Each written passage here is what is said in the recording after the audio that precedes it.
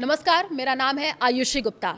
साल 2026 की शुरुआत होते ही हमने देखा किस तरीके से सोने और चांदी के जो दाम है लगातार बढ़ते चले गए। हालांकि उछाल भी देखने को मिला, लेकिन कुछ दिन हमने देखा किस तरीके से गिरावट भी हुई। आखिर क्या वजह है, किस वजह से सोना चांदी लगातार महंगा होता जा रहा है? आज इसी पर हम बातचीत करेंगे। हमारे साथ गेस्ट मौजूद है अनुज गुप्ता जी, जो कि कमोडिटी मार्केट एक्सपर्ट है। आपका बहुत बहुत स्वागत है। अनुज जी, सबसे पहला सवाल मेरा यही रहेगा, क्योंकि अगर हम गोल्ड की बात कर ले तो 15% इंक्रीज हुआ है लास्ट 28 डेज की हम बात कर रहे हैं, और अगर सिल्वर की बात कर ले तो 60%। अब एक आम सवाल जो सभी के जहन में है, क्यों महंगा हो रहा है, कब ये कम होगा, इसको लेकर के थोड़ा बताइएगा। देखिए 2025 की अगर हम बात करें तो गोल्ड करीबन 70% बढ़ा था और चांदी करीबन 170% इंक्रीज़ हुई थी। वहीं अगर हम देखें तो इस महीने में 2026 के पहले महीने में भी पहला महीना पूरा भी नहीं हुआ है, इसमें गोल्ड करीबन 15% बढ़ गया है और चांदी करीबन 60% इंक्रीज़ हो गई है। क्योंकि यहाँ पे जो रीज़न रहे उसमें सेंट्रल बैंक की खरीदारी सबसे ज़्यादा इंपॉर्टेंट रही। प्लस यहाँ पर अगर आप देखेंगे तो कहीं ना कहीं डोनाल्ड ट्रंप की जो रणनीतियाँ हैं पॉलिटिक्स को लेकर, वो यहाँ पर सबसे बड़ा रोल रहा।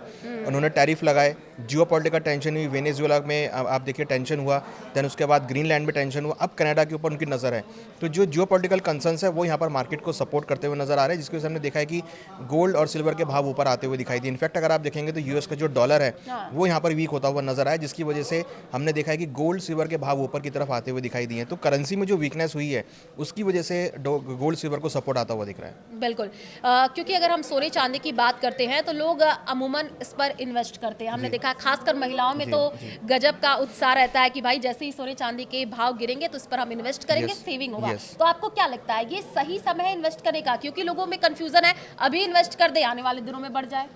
देखिए ये जो फोमो है ना, ये हमेशा से गोल्ड सिल्वर में रहता है। हमने देखा था राइट। कि जब ये गोल्ड के भाव 50,000 थे तब भी ये फोमो था, जब गोल्ड के भाव 1 लाख हुए तब भी ये फोमो था, अब गोल्ड के भाव 1,70,000 के आसपास आ गए तब भी ये फोमो है। और हमें लगता है कि ये फोमो हमेशा रहने वाला है, क्योंकि जनरली लोग गोल्ड सिल्वर को इन्वेस्टमेंट नहीं मानते, वो उसको डेड एसेट मानते हैं। बट अब पिछले कुछ सालों में हमने देखा है कि गोल्ड सिल्वर ने जो रिटर्न्स दिए हैं, लोगों ने अब इसको अपने पोर्टफोलियो में शामिल करना चालू किया है, क्योंकि ये एक लॉन्ग टर्म का इन्वेस्टमेंट है और इसमें जनरली लोग तभी इन्वेस्टमेंट करते हैं जब रिक्वायरमेंट होती है। तो मुझे लगता है कि ये जो फोमो है ये हमेशा रहने वाला है। तो इन्वेस्टमेंट अगर आप कर रहे हैं तो यहाँ पर आप एक प्रोसेस बना सकते हैं। आप एक मुश्त पैसा इन्वेस्टमेंट ना करके आप एक एसआईपी के तौर पे जा सकते हैं। आप हर महीने कुछ कुछ क्वांटिटी ऐड कर सकते हैं, क्योंकि यहाँ पर ये फिजिकल भी अवेलेबल है और ईटीएफ के अंदर भी अवेलेबल है। तो अगर आपको इन्वेस्टमेंट करना है गोल्ड सिल्वर में तो हर लेवल पे आप इन्वेस्टमेंट कर सकते हैं। कोई भी डिप आता है, कोई भी गिरावट आती है, हमने दिवाली पे भी देखा था डिप आया था, फिर अभी कुछ दिन पहले भी इसमें बड़ी गिरावट आई थी, फिर वहाँ से हमने देखा दोबारा नए हाइज बनते हुए नजर आए। राइट। तो अगर कोई भी डिप आता है तो वो एक अपॉर्चुनिटी, आप खरीदारी करें। आपके पास अगर सरप्लस पैसा पड़ा है तो आप उसको यूज़ कर सकते हैं, उसमें आप पैसा इन्वेस्टमेंट कर सकते हैं। आपको लगता है कि आपको 5 साल की रिक्वायरमेंट है, आप तो 5 साल की एसआईपी करके आप इन्वेस्टमेंट कर सकते हैं। तो इन्वेस्टमेंट अगर आप करनी है गोल्ड सिल्वर में तो आप एक प्रोसेस बना के चलिए कि आपको लॉन्ग टर्म के लिए इसमें इन्वेस्टमेंट करना है। बिल्कुल। क्योंकि अगर हम बात करें सोना चांदी इन्वेस्टमेंट की ही आपने बात की है, जैसे कि हमारे पास 28 दिन का अगर हम डेटा देख ले जी। तो सिल्वर में 60% इंक्रीज हुआ यस, है। यस। तो प्रोपोर्शन कितना रखना चाहिए, कि सोने पे ज़्यादा इन्वेस्ट करना चाहिए, चांदी पे इन्वेस्ट करना चाहिए, वो भी ज़रा बताइएगा। देखिए गोल्ड अगर हम देखें तो एक सेफ हेवन एसेट के तौर पे देखा जाता है। कोई भी वर्ल्ड के अंदर अनसर्टेनिटी होती है, जियो पॉलिटिकल टेंशन होती है, कोई भी टैरिफ लगता है तो गोल्ड के अंदर एक सपोर्ट आता हुआ दिखता है। जबकि चांदी के अंदर अगर आप देखेंगे तो ये एक इंडस्ट्रियल मेटल का पार्ट भी है। गोल्ड के साथ साथ चांदी भी चलता है as a safe haven demand, और इंडस्ट्रियल डिमांड के तौर पे भी हम सिल्वर में बढ़त देखते हैं। तो मुझे लगता है कि जिसको इन्वेस्टमेंट करना है गोल्ड सिल्वर में तो दोनों के अंदर इन्वेस्टमेंट कर सकते हैं। यहाँ पर बस एक प्रपोर्शनेट है कि अगर आपको करना है तो आप 50% गोल्ड में और 50% सिल्वर में आप इन्वेस्टमेंट करके चल सकते हैं। क्योंकि हमने देखा है कि इस बार भी चांदी ने गोल्ड को बीट किया है और हमें लगता है कि आने वाले टाइम जो आगे है उसमें भी आपको सिल्वर बीट करता हुआ नजर आएगा। तो दोनों के अंदर आप 50-50% करके इन्वेस्टमेंट कर सकते हैं और एसआईपी के तौर पे कर सकते हैं या ईटीएफ के तौर पे कर सकते हैं, फिजिकल फॉर्म में भी देख सकते हैं। अच्छा, क्योंकि हम चांदी की बात करें, क्योंकि चांदी में तेजी ज़्यादा आई है, यस। तो कारण ज़रा बताइएगा। 3 प्रमुख कारण आपसे जानना चाहेंगे, जैसे कि क्या ट्रम्प का ये टैरिफ डर है, ये भी कह सकते हैं हम। देखिए बिल्कुल टैरिफ की वजह से अनसर्टेनिटी इंक्रीज हुई है। मेटल्स में टैरिफ लगे उसकी वजह से हमने देखा कि इंडस्ट्रियल मेटल बढ़ते हुए नजर आए, तो उसका इम्पैक्ट की वजह से चांदी बढ़ती हुई नजर आई।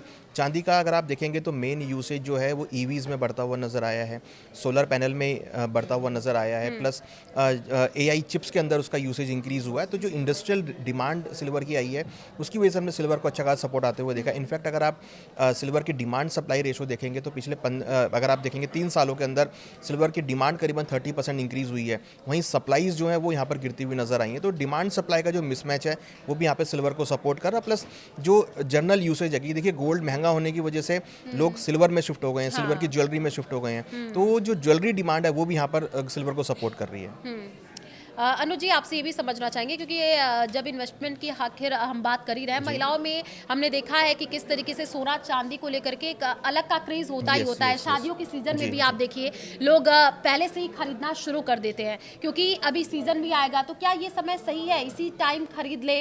ऐसी भी चीज़ें ज़रा बताइएगा। और दूसरी चीज़ ये भी बताइएगा क्योंकि सोने चांदी की जब भी बात होती है तो जैसे कि मैंने आपसे पहले भी कहा कि इन्वेस्टमेंट के तौर पर अब लोग सोच रहे हैं कि महंगाई इतनी ज़्यादा हो रही है, तो अगर ज़्यादा इन्वेस्ट नहीं कर पा रहे हैं तो अब तो 9 कैरेट का भी बनने लग गया है, तो इसको लेकर के बताइएगा स्मॉल प्रोपोर्शन में भी इन्वेस्ट कर सकते हैं क्या? देखिए अगर शादी की रिक्वायरमेंट है तो खरीदना पड़ेगा, देखिए वो तो मजबूरी है, आपको लेना ही पड़ेगा। बट अगर ऐसा कोई फंक्शन नहीं है, अगर कोई मैंडेटरी नहीं है तो आप SIP के तौर पे आप इन्वेस्टमेंट कर सकते हैं। आप छोटी क्वांटिटी में इन्वेस्टमेंट कर सकते हैं। फिजिकल में आप ज्वेलरी ना लेकर आप रॉ गोल्ड में इन्वेस्टमेंट करें, गोल्ड का बार ले सकते हैं, गोल्ड कॉइन में डाल सकते हैं जहाँ पर मेकिंग चार्जेस नहीं होती है। अगर आपने ज्वेलरी में पैसा लगाया तो कहीं ना कहीं आपकी मेकिंग चार्जेस में नुकसान हो जाएगा। तो अगर आपको रिक्वायरमेंट नहीं है, कि आपको ज्वेलरी की रिक्वायरमेंट नहीं है, तो आप कॉइन्स में लगा सकते हैं, बार में लगा सकते हैं जहाँ पर मेकिंग चार्जेस नहीं होता है। प्लस ETF में आप पैसा लगा सकते हैं, प्लस MCX के थ्रू या मल्टी कमोडिटी एक्सचेंजेस के थ्रू जो प्रोडक्ट अवेलेबल है वहाँ पर आप पैसा लगा सकते हैं। तो मार्केट के अंदर बहुत सारे प्रोडक्ट अवेलेबल हैं जहाँ पर आप इन्वेस्टमेंट गोल्ड सिल्वर में कर सकते हैं। रिक्वायरमेंट हो तो ही आप ज्वेलरी लें, बट आपको रिक्वायरमेंट नहीं है तो आप ज्वेलरी की तरफ ना जाएं, क्योंकि ज्वेलरी जनरली हम ये मानते हैं कि वो मार्केट में हम उसको बेचते नहीं हैं। तो इसलिए ज्वेलरी उतना ही लें जितना आपको रिक्वायरमेंट है। बट आपको लगता है कि आपको इन्वेस्टमेंट करना है तो बहुत सारे ऐसे ऑप्शंस हैं जिसके थ्रू आप गोल्ड सिल्वर में इन्वेस्टमेंट कर सकते हैं। क्योंकि अनुज जी लगातार हम ऐसी खबरें पढ़ते रहते हैं कि सोना चांदी महंगा हो रहा है, इतना बढ़ गया, कभी आता है कि सस्ता हो गया, लेकिन मार्केट की जो तस्वीरें आती है हम देखते हैं भीड़ उतनी ही बढ़ती चली जा रही है। एक लोगों में होता है ना कि भाई अभी आगे चल के और बढ़ जाएगा तो अभी ही इन्वेस्ट कर लेते हैं। आपको अच्छा खासा एक्सपीरियंस है, जरा बताइएगा कि ये साल 2026 के अंत जाते तक क्या ये उतार चढ़ाव ऐसे ही रहेगा? देखिए गोल्ड में ना एक गोल्ड सिल्वर में एक फियर फैक्टर होता है। जब भाव नीचे गिरते हैं तो लोग हट जाते हैं कि भाई भाव नीचे गिर रहे हैं, वेट कर लो खरीदारी करने के लिए। जब ये भाव बढ़ते हैं इसके तो लोग फिर उस रेल में शामिल होते हैं, उस रेल में चढ़ने की कोशिश करते हैं। तो गोल्ड के साथ सिल्वर के साथ हमेशा उल्टा रहता है।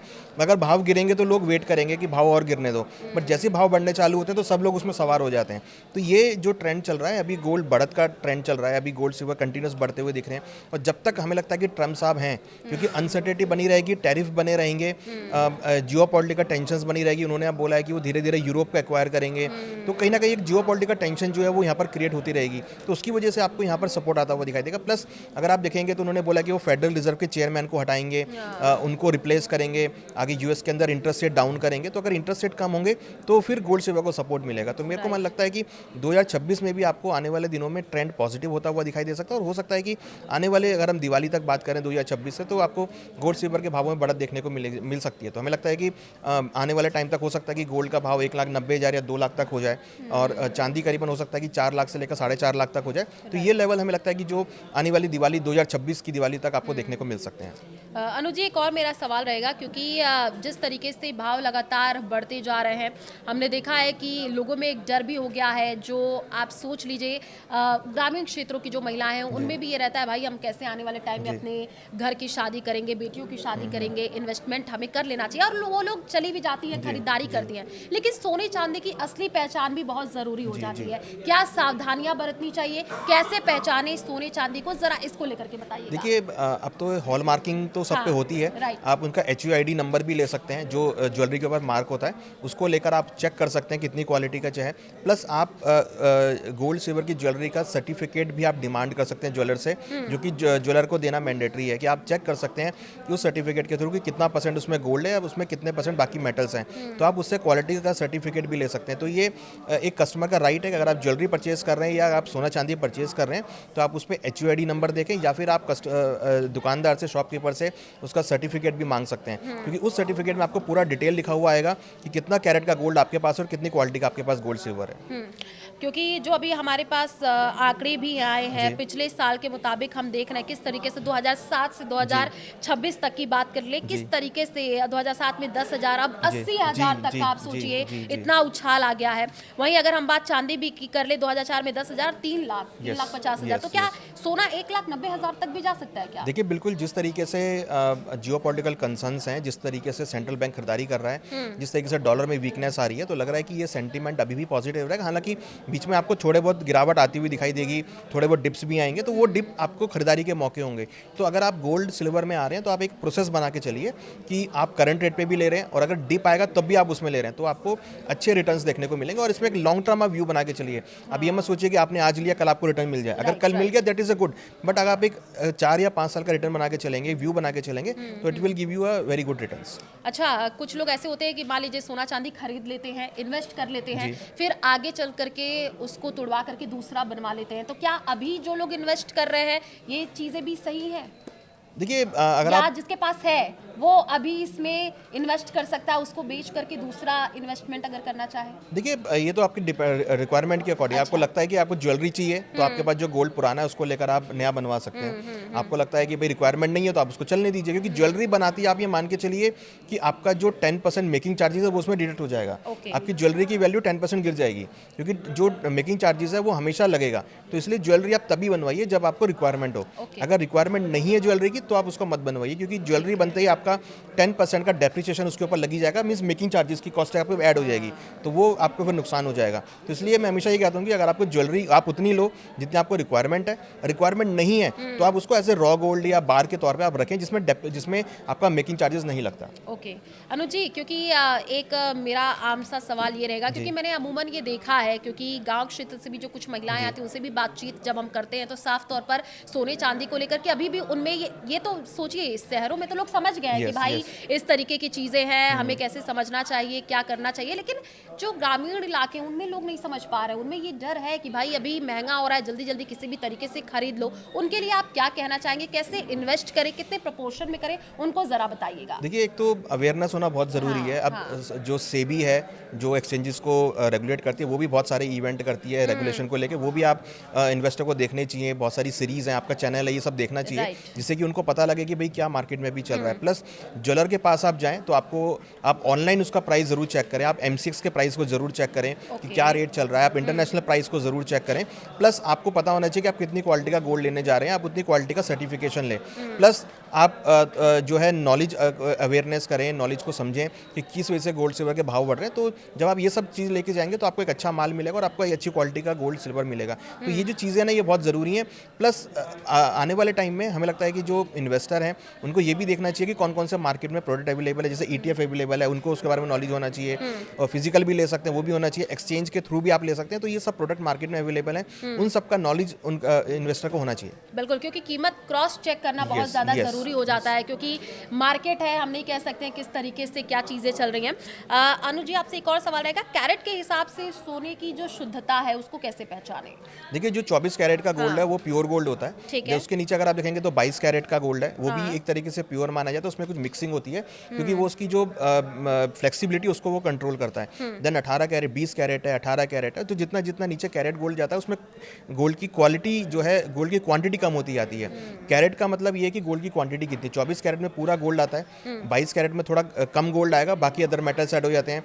20 कैरेट में गोल्ड की क्वांटिटी कम हो जाती है, बाकी मेटल्स ऐड हो जाते हैं। हाँ। तो जितना कैरेट कम होगा, आप ये मान के चलिए उसके अंदर गोल्ड की क्वांटिटी कम है और बाकी मेटल्स उसमें ऐड होते जा रहे हैं। हाँ। तो ये आपको देखना है कि आपको कितनी शुद्धता का गोल्ड लेना है। आप जो भी ज्वेलरी लेंगे, अगर आप 24 कैरेट ज्वेलरी नहीं आती है, हाँ। आप 22 कैरेट का लेंगे तो आपको उतना अच्छा गोल्ड मिलेगा।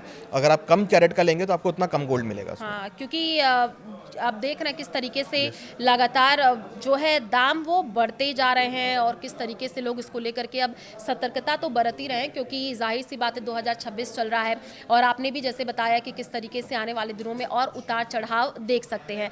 तो अनुज जी, क्योंकि आपको काफ़ी ज़्यादा एक्सपीरियंस भी है इस फील्ड में, जाते जाते कुछ आप दर्शकों को बताना चाहें सोने चांदी को लेकर के, क्या सावधानियां बरते, अभी खरीद सकते हैं, परेशान ना हो, पैनिक ना करें इसको लेकर के। देखिए, बिल्कुल मेरा यही है कि आप जो भी इन्वेस्टर अभी गोल्ड सिल्वर नहीं ले पाए हैं, तो पैनिक ना करें, फोमो में ना आए। राइट। आप एक प्रोसेस बनाएं और हर महीने कुछ कुछ क्वांटिटी ऐड करते चलें। एसआईपी के थ्रू इन्वेस्टमेंट करें, ईटीएफ के थ्रू इन्वेस्टमेंट करें। अगर आपको फिजिकल भी लेना है तो आप फिजिकल में भी छोटी छोटी क्वांटिटी ऐड करें।